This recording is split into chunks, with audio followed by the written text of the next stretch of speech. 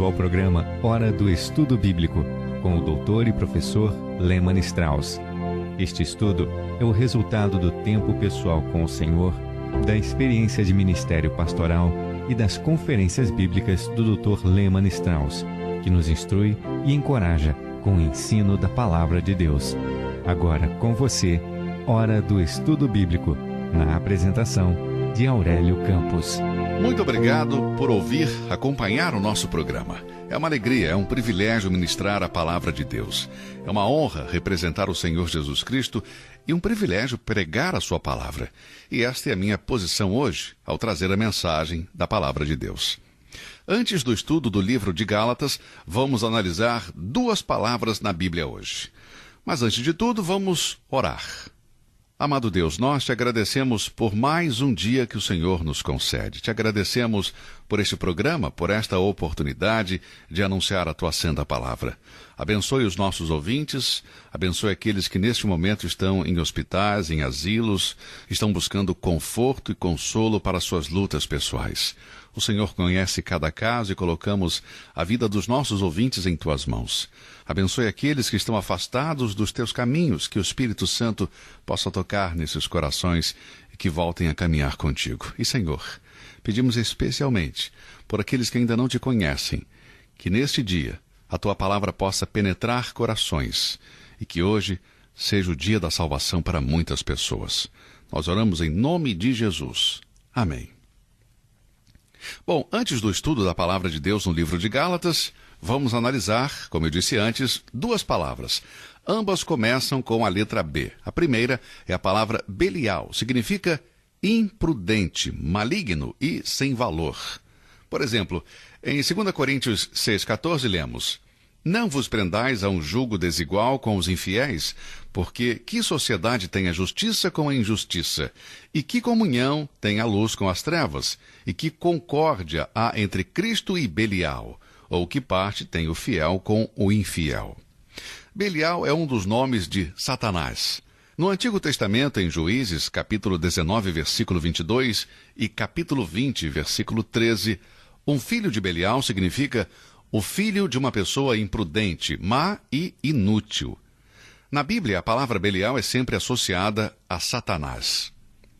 Em contraste com essa palavra, vamos ver uma outra palavra, mais agradável, é Beraca, que significa bênção. Ela aparece em 1 Crônicas, capítulo 3, versículo 12, e era o nome de um dos 30 guerreiros que ajudaram Davi em Ziclag, quando ele fugia de Saul.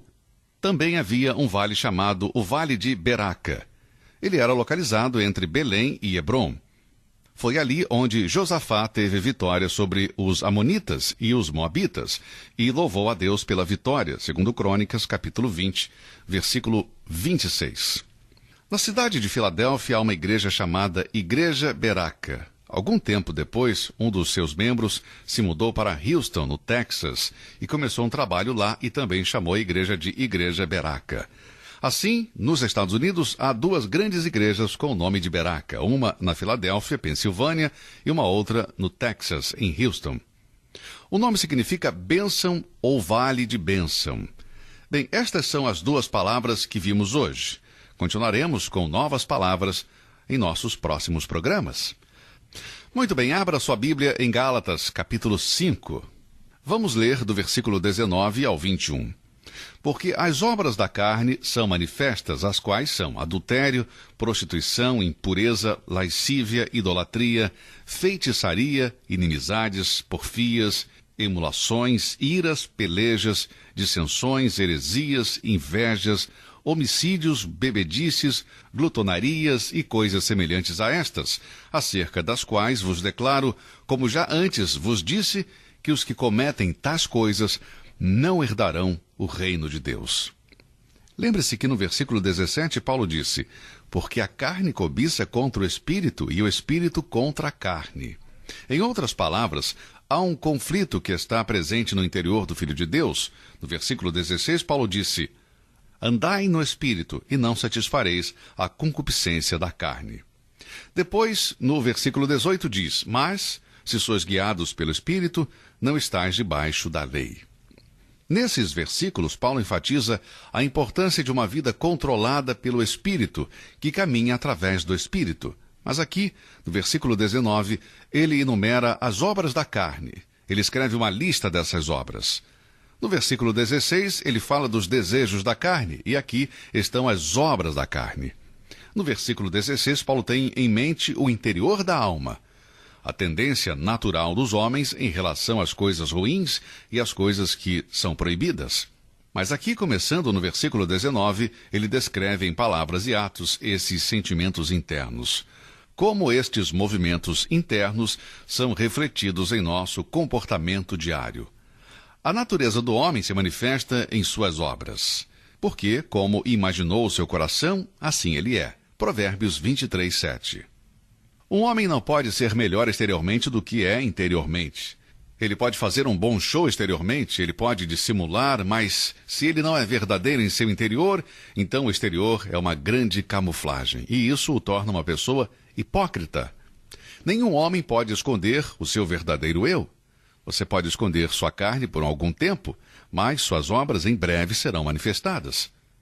Observe o que Paulo disse agora. As obras da carne são manifestas. Isso significa que elas não podem ser escondidas. Elas são muito óbvias e podem ser facilmente reconhecidas. Não é difícil distinguir entre o homem que satisfaz o desejo da carne e o homem que é guiado pelo Espírito. E como a lista das obras da carne que Paulo apresenta não está completa, é bem provável que inclua pecados sexuais, religiosos, sociais e pessoais. A primeira obra da carne mencionada no versículo 19 é adultério. O que é adultério? Bem, o adultério é a infidelidade sexual por parte de uma pessoa que é casada. Parece difícil acreditar que um cristão seja culpado de tal falha. Além disso, conheço pessoalmente alguns desses casos, neste momento, e não somente afeta a vida do pastor e da igreja, mas especialmente as pessoas envolvidas neste pecado. Como são importantes as palavras de nosso Senhor Jesus em Mateus 5:28. Preste atenção. Eu, porém, vos digo que qualquer que atentar numa mulher para a cobiçar, já em seu coração cometeu adultério com ela.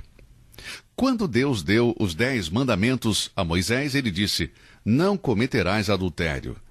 Este é um dos pecados mais notórios em nossos dias.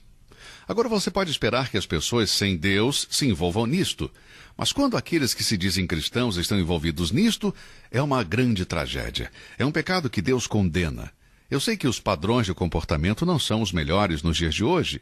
Eu sei que a promiscuidade e a permissividade sexual são populares. Os filmes pornográficos são comuns na televisão e também na internet. Eu estou consciente disso, mas, amigo, a Bíblia não mudou e Deus não baixou o seu padrão. Não cometerás adultério. O adultério é uma obra da carne. É triste ouvir de cristãos que estão envolvidos nesta prática, ainda mais ministros do Evangelho envolvidos em adultério. Nenhum de nós está imune à tentação, nem eu nem você. Nenhum de nós deve pensar que está livre de ser tentado, mas, queridos, Jesus disse, não cobiçarás. E aquele que continua olhando, cobiçando e diz, se eu pudesse eu faria, essa pessoa é culpada de adultério em seu coração? Não cometerás adultério, porque as obras da carne são manifestas, as quais são adultério. Em segundo lugar está a fornicação. Qual é a diferença entre fornicação e adultério? A fornicação é a relação sexual, ou seja, a incontinência ou libidinagem daqueles que não são casados. Ainda que chocante, é fato que um pastor conservador, fundamentalista, afirmou que já oficializou inúmeros casamentos forçados. É claro, não antes de terem confrontado os casais à luz da palavra de Deus. Às vezes me pergunto quantos casais diante do altar, ela vestida com um lindo vestido branco, seus amigos ali para vê-la e dizem, que moça linda, que moça crente, mas ela é culpada de fornicação. Olha, se você está me ouvindo o programa hoje e é jovem, não envolva seu corpo com este pecado. O seu corpo pertence a Deus. Seu corpo pertence a Deus por direito de redenção e por direito de criação. Deus criou o seu corpo, Deus o redimiu. E você, minha jovem, seu corpo não pertence ao rapaz com quem você namora. E você, meu caro rapaz, seu corpo não pertence à moça que você namora. 1 Coríntios 3,16 e 1 Coríntios 6, 19 e 20 diz, Ou não sabeis que o vosso corpo é o templo do Espírito Santo que habita em vós, proveniente de Deus, e que não sois de vós mesmos, porque fostes comprados por bom preço? Glorificai, pois, a Deus no vosso corpo e no vosso espírito, os quais pertencem a Deus. Manter o seu corpo limpo. Eu não estou dizendo que sexo é uma palavra ruim, não é isso. Deus criou ambos os sexos. E quando ele criou homem e mulher, colocou-os juntos como marido e mulher e disse: sede fecundos e multiplicai. Mas se guarde para quando estiver casado. Fora do casamento, não só tem a desaprovação de Deus, mas também encontrará o juízo de Deus pelo ato. O adultério e a fornicação são obras da carne, e nós devemos evitar isso. Em terceiro lugar, Paulo menciona a palavra impureza. Agora, qual a diferença entre a impureza do adultério e a fornicação? Bem, a impureza é a impureza em qualquer pensamento, palavra ou ação impura. Às vezes temos impurezas em nossos pensamentos, e eu tenho certeza que isso acontece com todos nós. Pensamentos sujos entram em nossas mentes. Lembro-me de uma vez eu estava orando e um pensamento impuro veio à minha mente naquele momento. Agora, para manter sua mente limpa, precisamos preenchê-la com a palavra de Deus. O cristão que toma tempo todos os dias para ler a Bíblia, para memorizá-la, sua mente estará sendo controlada pela palavra de Deus. Se não estamos enchendo nossas mentes com coisas santas, cria-se um grande vazio. E o que será empurrado para preencher esse vazio é a obra da carne e os pensamentos impuros. Portanto, vamos manter nossas mentes limpas, preenchendo-as com coisas boas e santas. Na Epístola aos Filipenses, Paulo dá uma lista de coisas em que pensar. Pense em tudo que é bom, justo, amável, que tem um bom nome. Não deixe a impureza controlar os seus pensamentos.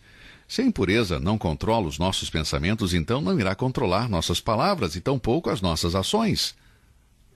A próxima palavra que Paulo usa é lascívia. Porque as obras da carne são manifestas, as quais são adultério, prostituição, impureza, lascívia. Uma pessoa que age sem consideração ou restrição com o desejo carnal é uma pessoa lasciva. O dicionário Webster define lascívia como desejo desenfreado, desejo anormal, desejo animal. Eu acho isso trágico, seres humanos dedicados à satisfação dos seus desejos da maneira como os animais fazem. Amigos, queridos cristãos, não podemos ser controlados pela lascívia. Devemos deixar a palavra de Deus controlar o nosso coração, o nosso interior. Colossenses 3,16 diz: a palavra de Cristo habite em vós abundantemente. Abundantemente e livremente. Nunca obtemos o suficiente da Bíblia. É por isso que este programa é dedicado ao ministério da palavra de Deus. É impossível para o crente ter um limite de tudo o que podemos obter da palavra de Deus. Podemos ter o suficiente em outras coisas, mas não da palavra de Deus. Bom, a próxima palavra agora que Paulo usa é idolatria. A idolatria é a adoração de uma divindade com forma visível, mesmo o símbolo adorado sendo a imagem do Deus verdadeiro ou a imagem de um Deus falso, uma vaca de ouro, o sol, estrelas, lua, todos estes podem ser objetos de idolatria. Mas Paulo aqui não se refere a estas antigas formas de idolatria. Ele está preocupado com outro tipo de idolatria, que é tão destrutiva e devastadora como a anterior. É aquele pequeno Deus que coloca o Senhor Jesus em segundo plano na vida dos crentes. Pode ser um carro, uma ambição, ou posição, ou prazer. Pode ser a política ou pessoas, pode ser uma pessoa muito amada, ou um sócio nos negócios. Qualquer coisa que se coloca antes de Deus se torna um objeto de idolatria. Agora, o que você considera em primeiro lugar? Qual é o seu primeiro amor? Estamos tão profundamente entregues ao amante de nossas almas, Jesus Cristo, que ele toma o primeiro lugar em nossas vidas? Será? Se não for assim, então somos carnais. Podemos ser considerados cristãos idólatras? Idolatria não se limita a usar algum tipo de imagem ao redor do pescoço, ou uma corrente, ou algo que é colocado na lapela do casaco, ou algo pendurado em algum lugar em um quarto de sua casa. Vamos ter cuidado com isso. Paulo disse em Efésios capítulo 5 que a cobiça é idolatria. Cobiça é idolatria. Preste atenção. É idolatria cobiçar o que Deus não quer que tenhamos. Isto nos torna idólatras. Sim, a idolatria pode entrar na vida de um filho de Deus. A próxima palavra que Paulo usa é feitiçaria. O que é feitiçaria? Bem, é a prática de evocar espíritos para produzir resultados que parecem ser sobrenaturais. Isto é o que a bruxaria é em sua essência. É esta obra da carne que leva alguns filhos de Deus a consultarem espíritas, médiuns, com pessoas que leem as palmas das mãos, adivinhos de bola de cristal, cartas de tarô, quando deveriam, na verdade, estar consultando a Deus através da oração e da leitura da palavra. Conheço cristãos que se recusam a passar debaixo de uma escada ou abrir um guarda-chuva dentro de casa ou cospem quando um gato preto cruza o caminho. Outros carregam um pé de coelho ou uma miniatura de ferradura. Outros cruzam os dedos quando vão tomar uma decisão. Amados, estas coisas não deveriam existir na vida de um filho de Deus. Perguntei certa vez a uma senhora por que ela cuspia quando um gato preto cruzava o seu caminho. E ela disse, é para dar sorte. Amigos, não devemos confiar na sorte. Devemos confiar no Senhor. Qualquer filho de Deus que se recusa a confiar no Pai Celestial e põe a sua confiança na sorte, é culpado de carnalidade e é culpado diante de Deus por colocar o seu interesse nas coisas da carne. É carnal e mundano envolver-se nestas coisas. Deixe-me acrescentar que a astrologia também está incluída, cuja prática é condenada na palavra de Deus. A astrologia não é de Deus. Não olhe para as estrelas para a orientação. Vamos olhar para Deus que criou as estrelas. É muito melhor olhar para o Criador do céu e da terra do que os corpos celestes. Não vamos nos deixar envolver em nenhuma forma de feitiçaria. Se somos homens e mulheres da palavra, vamos olhar para as Escrituras e buscar a Deus em oração. Todos os conselhos que você precisa sobre o mundo espiritual invisível, sobre os seus entes queridos que já partiram, você vai encontrar na Santa Palavra de Deus. Leia e estude a sua Bíblia diariamente. Lá você vai entender os grandes fatos da vida e vai encontrar resposta para todas as suas perguntas. Paulo continua mencionando a próxima obra da carne, a inimizade. O que é a inimizade? A palavra significa aversão, antipatia, repulsa. Inimizade é não gostar de outra pessoa. Um cristão que fica horrorizado com os pecados dos outros, adultério, fornicação, impureza, muitas vezes nutre uma inimizade contra o outro cristão. Eles não cometeram adultério, não são culpados de fornicação e você não poderia acusá-los de idolatria. Aparentemente eles estão limpos, mas certamente eles podem odiar alguém. Meu caro amigo, se você estiver ouvindo a minha voz, deixe-me dizer que você está manifestando as obras da carne tanto quanto aquele que é culpado de adultério, idolatria e fornicação. Deus não faz distinção entre essas obras da carne. Elas estão interligadas e são contrárias à lei do amor. Elas são contrárias a um coração consagrado ao Senhor. Após a palavra inimizade, Paulo se refere a uma outra palavra, dissensão. Novamente, o cristão é culpado diante de Deus. Muitas vezes, encontramos alguns servos do Senhor que são responsáveis por causar a discórdia, a dissensão entre os irmãos. Isso não está certo, é carnal, é mundano. Não cause problemas, não seja contencioso. Melhor manter sua boca fechada e não discutir os pecados de outras pessoas, andando por aí causando problemas, sendo culpado de dissensão, causando discórdia entre os filhos de Deus. Nós, como cristãos, devemos fazer todo o possível para manter o amor e a paz, a comunhão entre os santos de Deus. Esse deve ser um dos nossos objetivos no dia a dia. Eu tenho um amigo querido a quem eu nunca ouvi discutindo sobre os males e pecados dos outros. Se você começar com fofoca em sua presença, ele simplesmente não vai falar com você, não vai lhe responder. Ele vai gelar você, e você vai se sentir tão envergonhado que em breve fechará sua boca. É bom não sermos culpados de dissensão, e esse meu amigo age exatamente assim. Continuamos com a palavra inveja. E o que significa isso? Bem, isso significa competição ou rivalidade. Devido ao ciúme, alguns cristãos se esforçam para igualar ou superar as realizações de outro cristão. Isso significa que você é carnal. Se eu sou culpado disto, significa que eu sou carnal, sou mundano. Nunca devemos ter inveja dos dons de outras pessoas. Vamos agradecer a Deus pelos dons dos outros. Vamos usar os nossos dons, os quais Ele nos deu, para a glória do Senhor. E não ter ciúme de outro cristão. Eu não estou competindo com qualquer outro programa de rádio que ensina e prega a palavra de Deus. Eu tenho amigos no ministério de rádio e eu oro por eles. Eu os amo e oro para que o seu ministério prospere, para que Deus lhes dê os recursos suficientes para permanecerem no ar. Se eu tivesse uma atitude diferente, então eu seria culpado de ciúmes, e Deus não abençoaria os meus esforços. Amados, não devemos sentir ciúmes um do outro. Você vai encontrar cristãos que têm dons que você não tem. Bem, ore por essa pessoa e use o dom que Deus deu a você. Se eu encontrar um cristão que tem um dom que eu não tenha, eu quero aprender algo com essa pessoa. Afinal, podemos aprender uns com os outros. Não devemos nos achar melhores e não aprender com os outros. É melhor ser menor diante de nossos olhos e desejar aprender algo de cada irmão. Levei muito tempo para aprender esta lição. Deus me ajuda a aprender alguma coisa com cada pessoa. Não sejamos culpados de inveja. Nós não estamos em uma competição com os outros irmãos e irmãs em Cristo.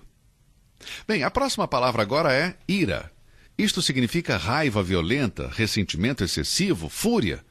Muitas vezes vemos este prisioneiro quebrar a barreira e atacar com fúria outra pessoa. Quando eu vejo um cristão que se incendeia de raiva, eu fico com medo. Amados, isto mostra que essa pessoa não conhece nada sobre uma vida controlada pelo Espírito. Ela é controlada pela carne. A próxima palavra agora é contenda, pelejas. Não são poucos os pastores que gastam um tempo precioso para servir de juiz em uma contenda entre dois irmãos. Cada um afirma ser super espiritual, mas estão na carne, como Adão após a queda. Amados, não devemos contender uns com os outros. Devemos lutar contra o pecado, contra Satanás, contra o espírito deste mundo.